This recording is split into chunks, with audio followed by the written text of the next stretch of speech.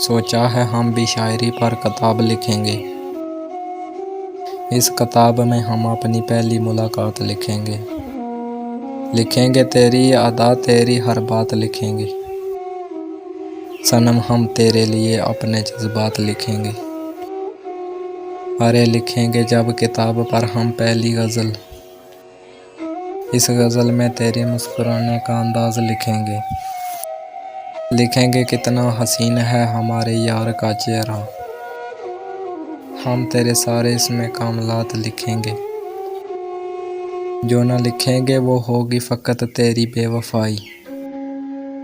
बाकी इसमें तेरे सारे ख़यालात लिखेंगे।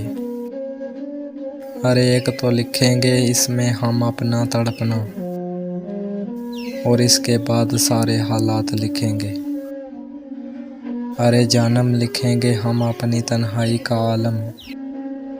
जब साया भी साथ छोड़ जाए वो लम्हात लिखेंगे। लिखेंगे इसमें हम कैसे ज़िंदा जलता है कोई। हम इश्क की सारी तफसीलात लिखेंगे। अरे लिखेंगे हम इस किताब का जब आखिरी वर्क। इस वर्क पे हम इश्क में वफ़ात लिखेंगे।